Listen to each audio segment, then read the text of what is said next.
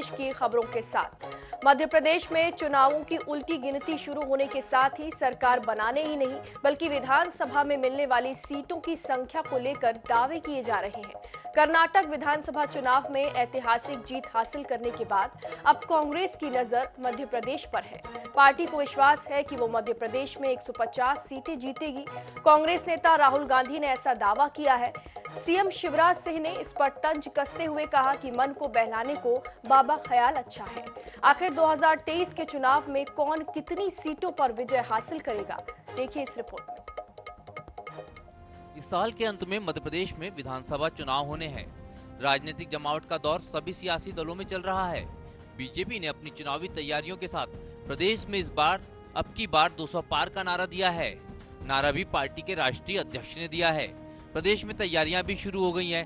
बैठक मंथन और मैदानी तैयारियों के बीच बीजेपी ने हर बूथ से 51% वोट शेयर हासिल करने का भी लक्ष्य रखा है। लेकिन इस बीच सियासत गर्मा गई है क्योंकि राहुल गांधी ने भी मध्य प्रदेश में 150 से ज्यादा सीट जीतने का दावा कर दिया है। इनके बहलाने को बाबा ख्याल अच्छा है। भारतीय जनता पार्टी मध्य प्रदेश में 200 से ज्यादा सीटें जीतेंगी। अब उनको ख्याली पुलाव पकाने हैं तो पकाते रहे। वहीं कांग्रेस की इस बार मैदानी तैयारी तय कार्यक्रम के अनुसार चल रही है। सभी विधानसभा क्षेत्रों में फोकस पार्टी ने करना शुरू कर दिया है। पहले चरण में गुटबाजी पर लगाम लगाने में पार्टी को सफलता भी मिली है। पार्टी के दिग्गजों को अलग अलग जिम्मेदारी सौंपी गई है। दिल्ली में आला कमान के साथ बनी रणनीति के बाद कांग्रेस के रणनीतिकारों ने दावा किया है कि पार्टी मध्य प्रदेश में 150 सीटें जीतने में सफल होगी। आज प्रश्न केवल कांग्रेस पार्टी का नहीं है पर पूरे मध्य प्रदेश की भविष्य का है कि कैसा मध्य प्रदेश हम चाहते हैं। मुद्दों पर बात करी कि कौन कौन से हमारे प्रमुख मुद्दे होंगे, कौन कौन किस आधार पर हम चुनाव लड़ेंगे और इसमें सब एकता के साथ मैदान में उतरेंगे। इस बार आम आदमी पार्टी भी चुनावी मैदान में है। बीएसपी समाजवादी पार्टी भी दम दिखा रही है। आम आदमी पार्टी ने अपनी चुनावी तैयारियां पहले से शुरू कर दी थी और वो पार्टी के दिग्गजों के दिल्ली में उलझने के बाद थोड़ी प्रभावित जरूर हुई है, लेकिन पार्टी अब भी अच्छे प्रदर्शन का दावा कर रही है। अच्छी बात है। कांग्रेस की जमीनी स्थिति कांग्रेस के यहाँ के नेताओं को पता है कि क्या है। शायद राहुल गांधी जी अनभिज्ञ होंगे और बीजेपी का 150 कहना 200 कहना, ये पिछली बार जनता ने कैसे बीजेपी से परेशान होकर के मध्य प्रदेश में भाजपा को हराया था, जिताया नहीं था किसी को। और आज इनका जो भी सपने हैं, बहुत अच्छी बात है। लोकतंत्र में सबको अधिकार है अपनी बात रखने का और आम आदमी पार्टी ये दावा कर रही है यहाँ पर और मजबूती से हम लोग चुनाव भी लड़ रहे हैं, सरकार बनाएगी। इस साल होने वाले चुनाव को लेकर राजनीतिक दलों के अपने अपने दावे हैं, लेकिन जनता फिलहाल खामोश है। देखना होगा कि ये खामोशी क्या रंग दिखाएगी। शायद ये किसी बड़े उलटफेर की ओर इशारा भी कर रही है। आईएनएस न्यूज के लिए मनीषकांत जैन के साथ अनुराग मालवी की रिपोर्ट। केंद्रीय मंत्री ज्योतिरादित्य सिंधिया ने भोपाल में बड़ा बयान दिया है। राहुल गांधी के 150 सीटों के दावे पर उन्होंने कहा कि कांग्रेस की यही कठिनाई है। बैठक दिल्ली में, वक्तव्य दिल्ली में और राज्य मध्य प्रदेश का। मध्य प्रदेश की जनता गुहार लगा रही है कि दिल्ली दूर है। भाजपा का कार्यकर्ता जमीन में उतरकर समर्पित भाव से काम कर रहा है। उन्होंने आगे कहा कि पूर्ण विश्वास है कि मध्य प्रदेश में फिर से बीजेपी की सरकार बनेगी। दिल्ली में मुख्यमंत्री के चेहरे पर राहुल गांधी के कुछ नहीं बोलने पर सिंधिया ने कहा कि किसी को नीचा दिखाना ना भारतीय जनता पार्टी की आदत है और ना ही सिंधिया परिवार की। प्रधानमंत्री के 9 साल पूरे होने पर उन्होंने कहा कि देश के 80% सीमांत किसानों को सीधे उनके खाते में 6000 देने का काम प्रधानमंत्री नरेंद्र मोदी कर रहे हैं। इसी में मुख्यमंत्री शिवराज सिंह चौहान 4000 देकर अपनी भागीदारी भी निभा रहे हैं। वहीं 11 करोड़ किसान लाभान्वित हो रहे हैं। भारत अब दूसरे देशों का एजेंडा सेट कर रहा है।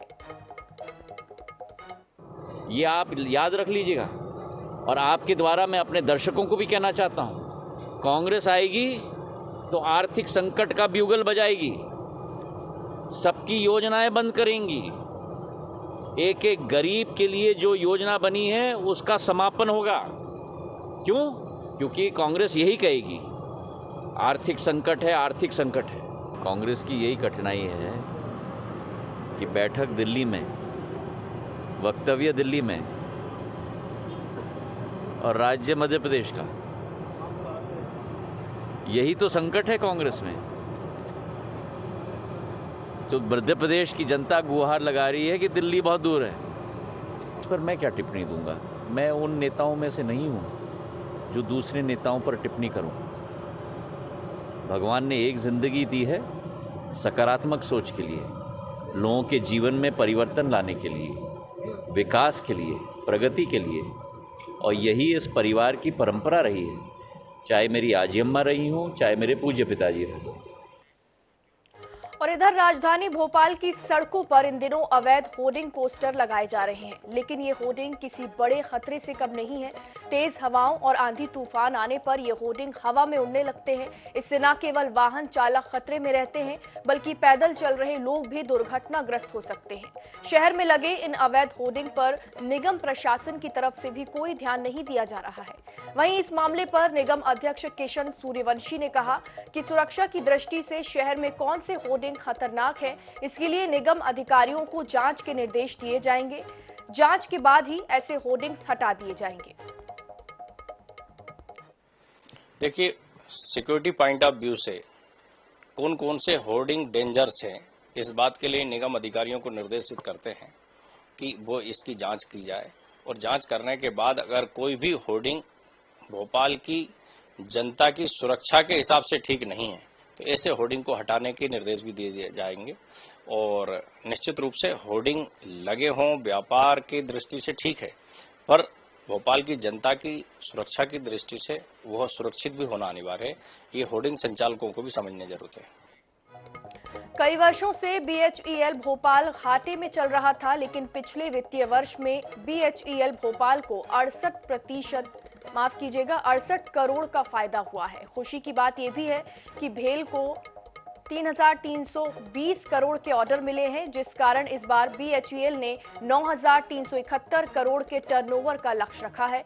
वहीं BHEL के ED विनय निगम ने बताया कि उनके पास ट्रांसफार्मर बनाने के 2 साल के ऑर्डर हैं और साथ ही 5 मेगावाट का सोलर प्लांट भी कंपनी ने स्थापित किया है। और वंदे भारत ट्रेन के लिए मोटर निर्माण का कार्य भी BHEL कर रही है।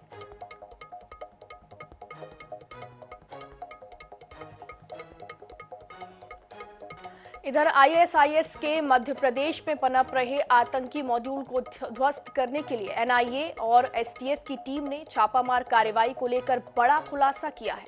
दरअसल 26 मई की रात को जबलपुर में एडवोकेट उस्मानी के घर पर छापा मारा गया था और इस दौरान उन्हें सर्च वारंट दिखाया गया।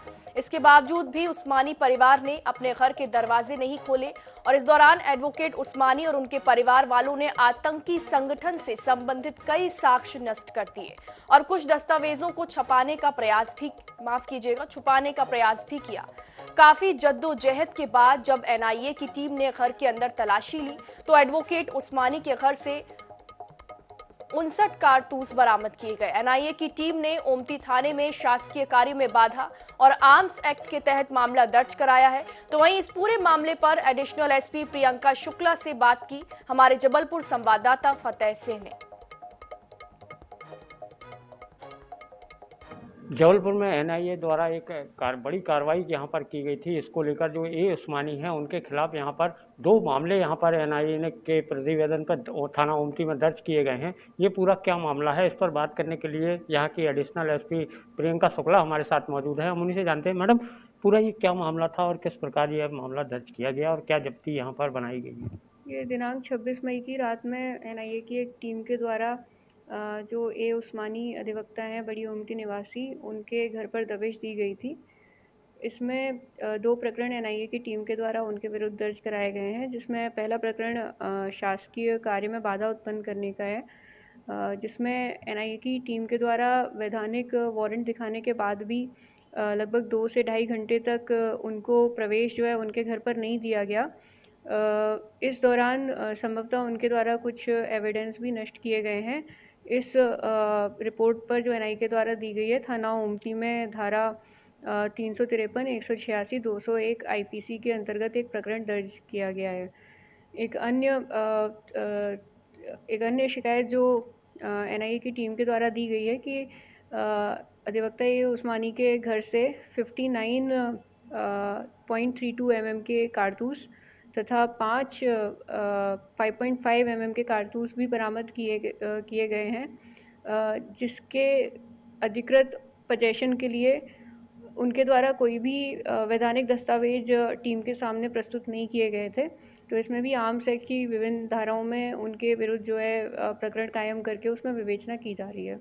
बिल्कुल, ये थी प्रियंका शुक्ला। इनका यहाँ पर साफ कहना है कि जो ए उस्मानी के यहाँ जो ये पूरी एनआई ने कार्रवाई की थी, उसके बाद उन्होंने एक प्रतिवेदन थाना ओमती में दिया था, जिसको लेकर ये जो 2 मामले हैं ए उस्मानी और उनके जो परिजन हैं उन पर यहाँ पर दर्ज किए गए हैं। और आगे अभी जो पूरा मामला जांच में है और जांच के बाद ही ये पूरा खुलासा यहाँ पर हो सकता है कि इसमें गिरफ्तारी होगी या नहीं होगी।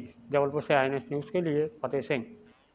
इस बीच भोपाल से बड़ी खबर, जेल में बंद मिर्ची बाबा पर हमला। चैनल बदलने को लेकर कैदियों से विवाद हुआ था और विवाद में मिर्ची बाबा को गंभीर चोटें आई हैं। बाबा के वकील ने जेल की सुरक्षा पर सवाल भी उठाए हैं। घटना वाले दिन के CCTV फुटेज की मांग भी की जा रही है।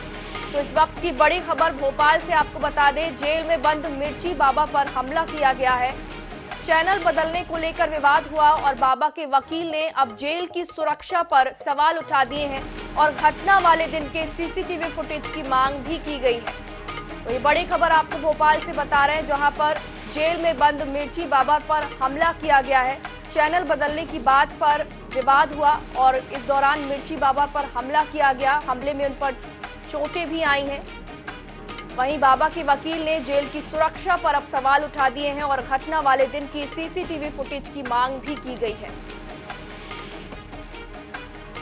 तो ये बड़ी खबर आपको भोपाल से बता रहे हैं, जहां पर मिर्ची बाबा पर जेल में हमला किया गया है। चैनल बदलने की बात पर मिर्ची बाबा पर हमला किया गया और इसके बाद मिर्ची बाबा के जो वकील हैं उन्होंने जेल की सुरक्षा पर अब सवाल उठा दिए हैं।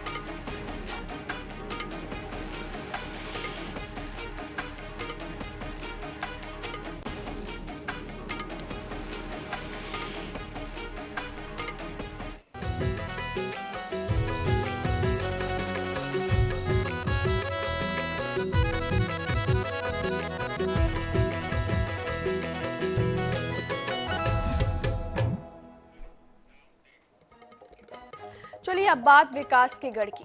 मोटे अनाजों के उत्पादन और उपभोग को प्रोत्साहित करने के लिए मुख्यमंत्री भूपेश बघेल की पहल पर मिलेट मिशन चलाया जा रहा है। योजना का मकसद न सिर्फ लोगों को लजीज व्यंजन उपलब्ध कराना है, बल्कि मिलेट मिशन के तहत मोटे अनाज के उत्पादन को बढ़ावा देना भी है।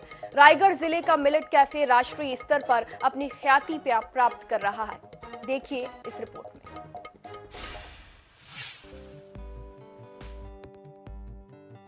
कई पीढ़ियों से भारतीय खान पान का अहम हिस्सा रहा मिलेट्स कब थाली से गायब हो गया पता ही नहीं चला। मिलेट्स की पौष्टिकता और इसके फायदों को देखते हुए इसे फिर लोगों तक पहुंचाने की कोशिश भूपेश सरकार के द्वारा की जा रही है। रायगढ़ जिले में बीते साल 21 मई 2022 को मिलेट कैफे की शुरुआत की गई। रायगढ़ के नटवर स्कूल के पास कैफे का संचालन किया जा रहा है। ये कैफे कई खूबियों के कारण अपने आप में अनूठा है, जिसके संचालन का जिम्मा पूरी तरह महिलाओं के हाथों में है। अब इसकी पहचान में एक नई खासियत भी जुड़ गई है। राज्य सरकार के मिलेट्स कैफे की प्रधानमंत्री नरेंद्र मोदी ने भी अपने रेडियो कार्यक्रम मन की बात में इसकी सराहना की है।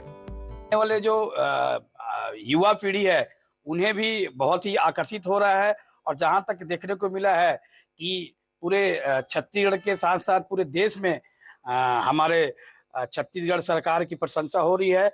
और खासकर जो ऐसे व्यंजन जो आप देखेंगे कि भाई कि जहां चाउमीन भी आज मोटे दाना से और जहां तक आज रागी की चाय भी मिल रही है, तो आप समझ सकते हैं कि नया उत्साह है और सभी लोग इसके ओर आकर्षित हो रहे हैं।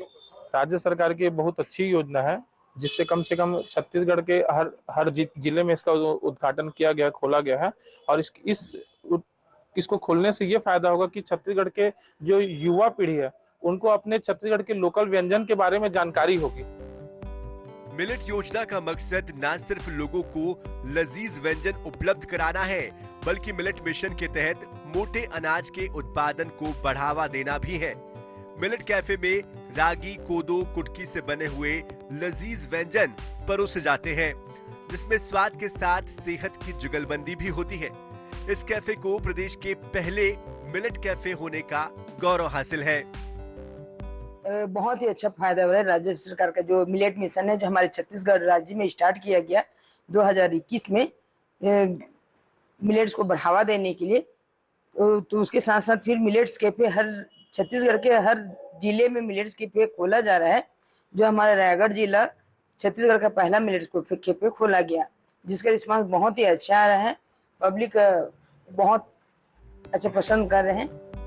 पीढ़ियों से हमारे स्वाद और सेहत का खजाना रहे मिलेट्स का स्वस्थ जीवन शैली के लिए महत्व लोग समझेंगे और एक बार फिर यह हमारी दैनिक जीवन का हिस्सा होगा। इसी उद्देश्य से मुख्यमंत्री भूपेश बघेल के नेतृत्व में मिलेट्स को लगातार बढ़ावा दिया जा रहा है। INH news bureau.